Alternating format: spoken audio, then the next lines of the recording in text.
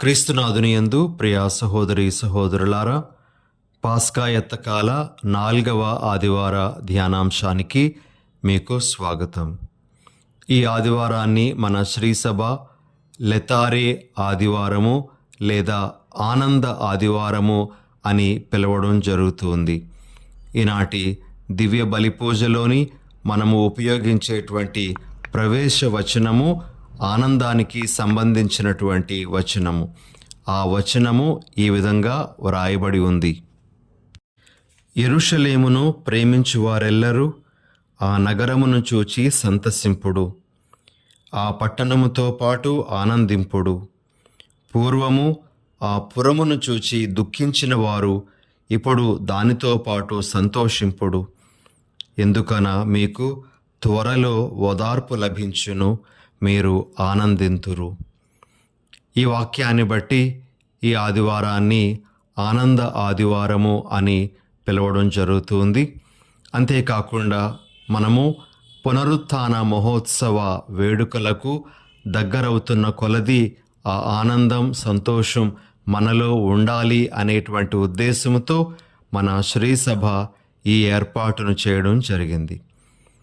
మరి ఈనాడు మనం ఆలకించేటువంటి పఠనాలను కూడా మనము ధ్యానిస్తూ ప్రభు మనకు తెలియజేసేటువంటి విషయాలను నేర్చుకోవడానికి ప్రయత్నం చేద్దాం.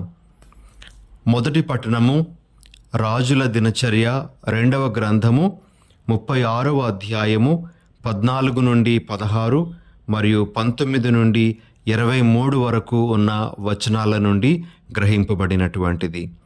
మరి ఈ పఠనంలో దేవుడు తెలియజేస్తున్నటువంటి విషయాలను, ఈ పఠన సారాంశాన్ని మనము తెలుసుకోవడానికి ప్రయత్నం చేద్దాం. ఇజ్రాయేలీ ప్రజలు దేవుని ఎడల అవిశ్వాసపాత్రులుగా జీవించారు.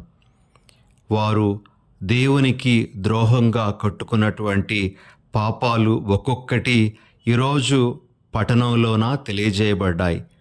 మొట్టమొదటిగా వారు కట్టుకున్నటువంటి పాపము ఏమిటి అంటే దేవుని మందిరాన్ని అమంగళపరిచారు, అపవిత్రం చేశారు. రెండవది, వారు విగ్రహములను పూజించారు, అనగా వారు అన్య దేవతా ఆరాధనకు వారు వెళ్ళడం జరిగింది.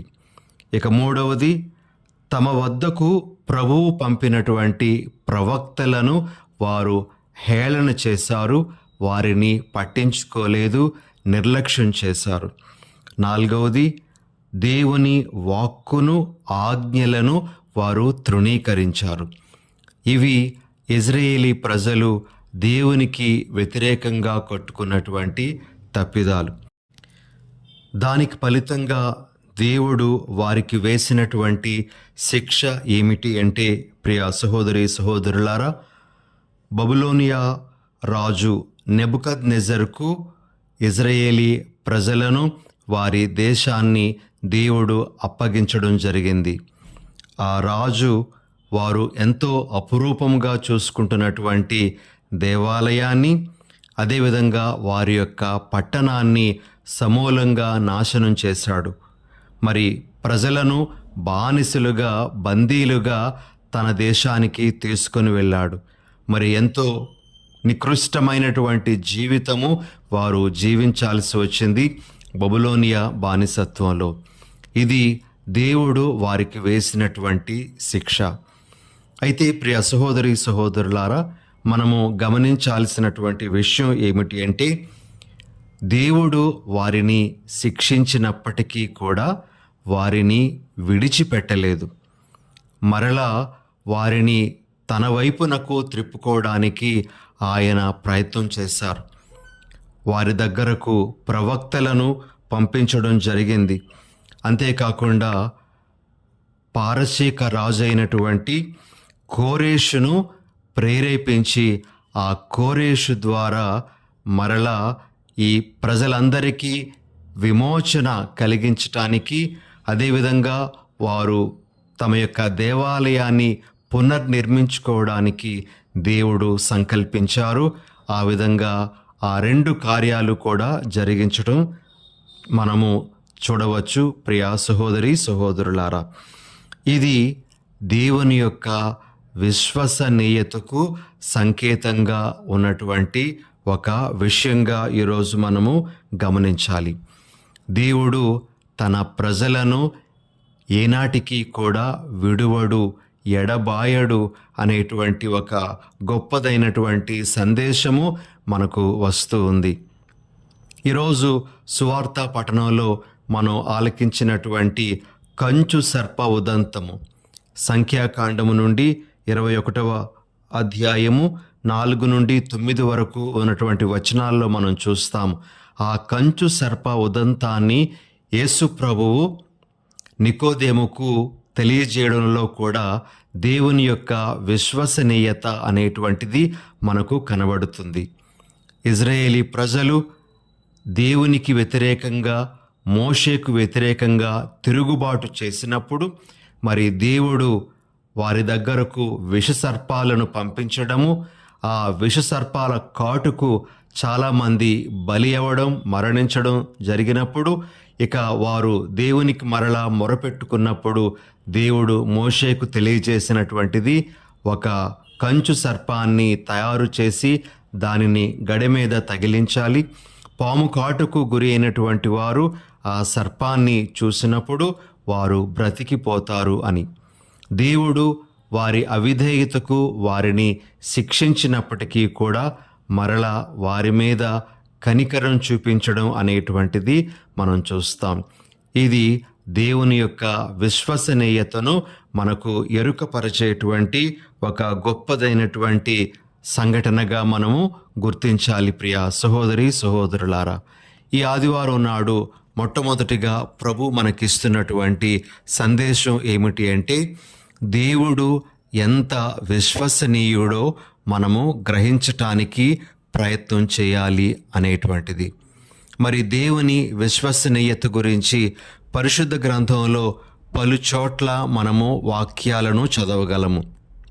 మనము అర్థం చేసుకోవడానికి ఒక 3-4 వాక్యాలను మనము ఈరోజు పరిశుద్ధ గ్రంథం నుండి తీసుకోవడానికి ప్రయత్నం చేద్దాం. మొదటిగా కీర్తనల గ్రంథము 36వ కీర్తన 5వ వచనంలో ఈ విధంగా మనము చదువుతాం. ప్రభు, నీ కృప ఆకాశమును అంటును, నీ నమ్మదగిన తనము మబ్బులను తాకును. అంటే ప్రభు యొక్క నమ్మదగిన తనము, విశ్వసనీయత చాలా గొప్పది అనేటువంటి విషయాన్ని అక్కడ కీర్తనకారుడు మనకు వివరిస్తూ ఉన్నాడు. అదేవిధంగా పౌలు గారు తెస్సలోనిక ప్రజలకు రాసినటువంటి 2వ లేఖ 3వ అధ్యాయము 3వ వచనంలో ఈ విధంగా మనం చూస్తాం. కానీ ప్రభువు విశ్వసనీయుడు, ఆయన మిమ్ము శక్తిమంతులను చేయును అనేటువంటి మాట.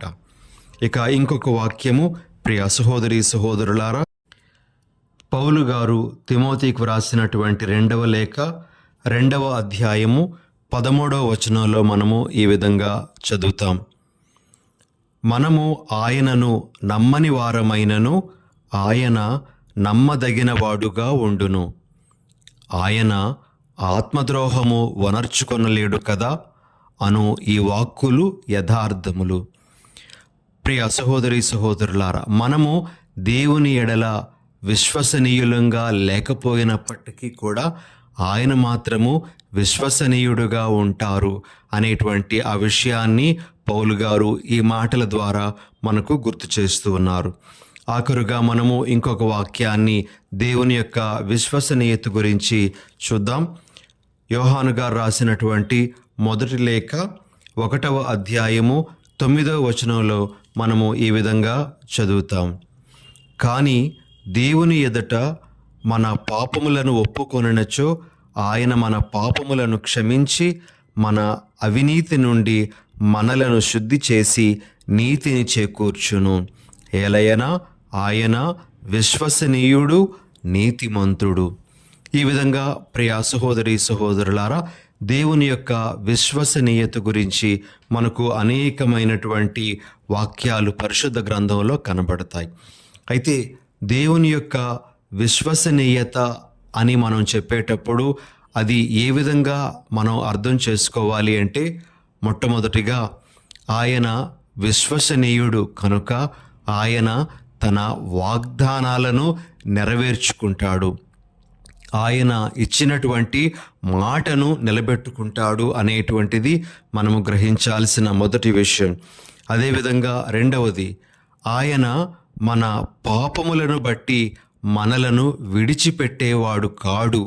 ఆయన మనము మన పాపముల ద్వారా దూరమైపోతున్నప్పటికీ కూడా మనలను వెతుక్కుంటూ మనలను తిరిగి సంపాదించుకోవడానికి ఆయన అనేక విధాలుగా ప్రయత్నిస్తూ ఉంటారు అనేది ఇక్కడ మనము చూడాల్సినటువంటి ఇంకొక విషయం. మూడవదిగా, దేవుడు విశ్వసనీయుడుగా ఎప్పుడూ మన యొక్క మేలునే కాంక్షిస్తాడు. మన యొక్క నాశనాన్ని ఆయన ఎప్పుడూ కోరడు అనే విషయాన్ని మనము అర్థం చేసుకోవాలి.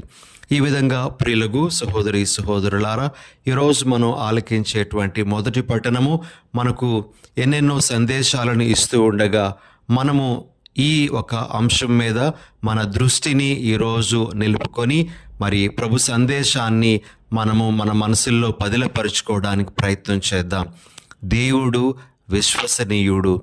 ఆనాడు ఇజ్రాయేలీ ప్రజలను తిరిగి వారి స్వంత దేశానికి చేర్చడానికి, అదేవిధంగా వారి యొక్క దేవాలయాన్ని పునర్నిర్మించడానికి సంకల్పించినటువంటి వాడు ఈనాడు కూడా నా ఎడల విశ్వసనీయుడుగా ఉంటూ ఉన్నాడు.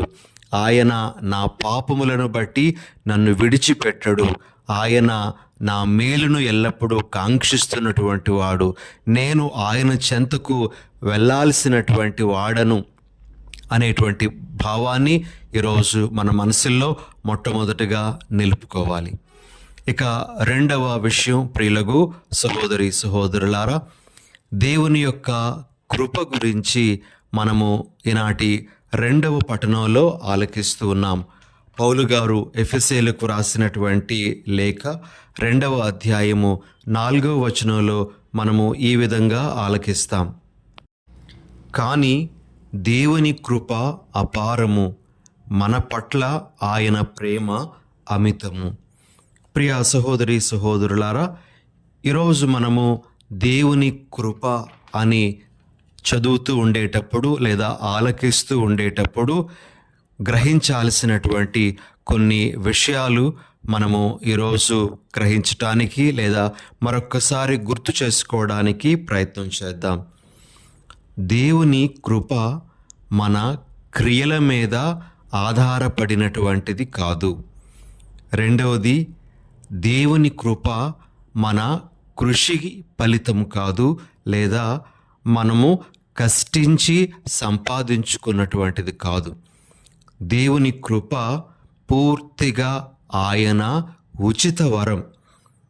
ఆయన అర్హత లేనప్పటికీ కూడా మనకు ఇచ్చేటువంటి వరం అని మనము గ్రహించాలి. ఈ సందర్భంలో ఒక చిన్న ఉదాహరణను నేను మీ ముందు ఉంచాలనుకుంటూ ఉన్నాను. ఈ దేవుని కృపను మనము అర్థం చేసుకోవడానికి ప్రయత్నం చేస్తున్నటువంటి క్రమంలో, ఒక అనాథాశ్రమంలో ఒక అమ్మాయి ఉంటూ ఉండేది. అయితే మిగతా అందరి అమ్మాయిల కంటే ఈ అమ్మాయి కొంచెం తేడాగా ఉంటూ ఉండేది. ఎవరి మాట కూడా ఆలకించేది కాదు, ఎవరిని పట్టించుకునేది కాదు, చాలా గర్వంగా ప్రవర్తిస్తూ ఉండేది. ఆ అమ్మాయిని మార్చటానికి చాలామంది చాలా విధాలుగా ప్రయత్నం చేసి విడిచిపెట్టేశారు. దీనిని మార్చడం మా వలన కాదు, ఎంత చెప్పినా సరే వినదు అని ఒక నిర్ణయానికి కూడా వారు రావడం జరుగుతుంది. అయితే అక్కడికి ఒక ఆమె, నర్సుగా పనిచేస్తున్నటువంటి ఒక ఆమె వెళ్తుంది. వెళ్ళినప్పుడు ఆమెకు ఈ అమ్మాయి గురించి మిగతా వాళ్ళందరూ చెప్తారు. ఇదిగో అక్కడ యానీ అనే ఒక అమ్మాయి ఉంది, ఆ అమ్మాయి అస్సలు ఎవరి మాట వినదు, నీ మాట కూడా వినదు అని ఆ అమ్మాయి గురించి ఆ నర్స్కి చెప్పడం జరుగుతుంది. అయితే ఈ నర్స్ మాత్రము ఆ అమ్మాయి మీద ప్రత్యేక దృష్టిని పెట్టాలి అని అనుకుంటుంది. ఆ అమ్మాయి పట్టించుకోకపోయినా ప్రతిరోజు ఆ అమ్మాయి దగ్గరకు వెళ్ళడము, ఆ అమ్మాయికి చేయాల్సినటువంటి సహాయాన్ని చేయడము, ఆ అమ్మాయితో మాట్లాడడం, ఇలా ఆమె 2 సంవత్సరాల వరకు చేస్తూ ఉండేటప్పుడు ఈ అమ్మాయిలో మెల్లిమెల్లిగా మార్పు రావడం మొదలవుతుంది. అంతవరకు చాలా మొండిదానిగా ఉండేటువంటి ఆ అమ్మాయి మెల్లిమెల్లిగా తన యొక్క వ్యక్తిత్వాన్ని మార్చుకోవడం, తన ప్రవర్తనని మార్చుకోవడం అనేటువంటిది జరుగుతుంది. ఆఖరికి ఒక మంచి అమ్మాయిగా ఆమె తయారు కావడం కూడా జరుగుతుంది. ఇక్కడ చూడండి ప్రియ సహోదరి సహోదరులారా, ఆ నర్సు ఆ అమ్మాయి మొండిది అని చెప్పి మరి ఆ అమ్మాయి దగ్గరకు వెళ్ళడం మానేయలేదు. ఆ అమ్మాయిని గురించి పట్టించుకోకుండా ఉండలేదు. మరి ఆ అమ్మాయి మొండిదిగా ఉన్నప్పటికీ కూడా వెళ్ళి తాను చేయాల్సినటువంటి ఆ సహాయాన్ని చేస్తూ తద్వారా ఆమెను మార్చుకోగలిగింది. దేవుని యొక్క కృప అంటే ఇలాంటిదే. మనకు అర్హత లేకపోయినప్పటికీ, మనము దానికి సంబంధించి ఎటువంటి యోగ్యత లేనటువంటి వారమైనప్పటికీ కూడా తన దీవెనను ఆయన మనకు ఇస్తూనే ఉంటాడు. ప్రభు మనకిచ్చినటువంటి ఆ శ్రేష్టమైనటువంటి దీవెనే రక్షణ. ప్రియ సహోదరి సహోదరులారా, ఆయన రక్షణను మనము ఈరోజు పొందాము అంటే అది ఆయన యొక్క కృపావరం. మనము చేసినటువంటి మంచి క్రియల ద్వారా మనకు రక్షణ రాలేదు. మనం చేసేటువంటి త్యాగ క్రియల ద్వారా, ఉపవాసాల ద్వారా మనకు రక్షణ రాలేదు. కానీ ఇది దేవుని యొక్క ఉచిత కృపావరం వలన మాత్రమే సాధ్యమైంది. అందుకే మనము ఈనాటి సువార్తలో కూడా ఆలకిస్తాం, దేవుడు లోకమును ఎంతో ప్రేమించి తన ఏకైక కుమారుని ప్రసాదించెను అని. మరి ఈరోజు మనందరము గ్రహించాల్సినటువంటి విషయం ఏమిటి అంటే, ఆ దేవుని యొక్క కృప అపారము, ఆయన ప్రేమ అమితము. ఆయన తన కృపతో తన ప్రేమతో నన్ను రక్షించారు. నేను ఇక మీదట రక్షింపబడినటువంటి వ్యక్తి ఏ విధంగా ఉండాలో ఆ విధంగా నడుచుకుంటాను అనేటువంటి నిర్ణయం తీసుకోవలసినటువంటి అవసరం ఉంది. ప్రియ సహోదరి సహోదరులారా, మనము రక్షణ పొందాము అని చెప్పుకుంటాము, కానీ రక్షణ పొందినటువంటి వారికి తగ్గట్లుగా మనము మన జీవితాలను నడిపించుకోవడం లేదు. మనము పదే పదే ఆ దేవునికి వ్యతిరేకంగా వెళ్తూ ఉన్నాం. దేవుడు మన ఎడల చూపించినటువంటి ఆ ప్రేమను బట్టి, ఆ కృపను బట్టి మనము ఆ దేవుని సమీపించటానికి గట్టిగా ప్రయత్నం చేయాలనేటువంటిది ఈరోజు ప్రభు మనకిస్తున్నటువంటి 2వ సందేశం. ఈ సందర్భంలో సిఎస్ లూయిస్ అనేటువంటి ఆయన ఈ కృప గురించి చెప్పినటువంటి మాట, ప్రేమ గురించి, దేవుని ప్రేమ గురించి చెప్పినటువంటి ఒక వాక్యాన్ని మనము ఆలకిద్దాం. ఆయన ఈ విధంగా అంటారు, the Christian does not think God will love us because we are good, but that God will make us good because He loves us. మనము మంచివారమని దేవుడు మనలను ప్రేమించడం కాదు, కానీ ఆయన తన ప్రేమతో మనలను మంచివారిని చేస్తాడు అనే విషయాన్ని ప్రతి క్రైస్తవుడు గ్రహించాలి అని ఈ సిఎస్ లూయిస్ గారు అంటారు. ప్రియ సహోదరి సహోదరులారా, దేవుని కృపను ఈ విధంగా అర్థం చేసుకోవాలి. నాకు అర్హత లేనప్పటికీ కూడా ఆ ప్రభువు నన్ను ప్రేమించి నాకు రక్షణ ఇచ్చాడు.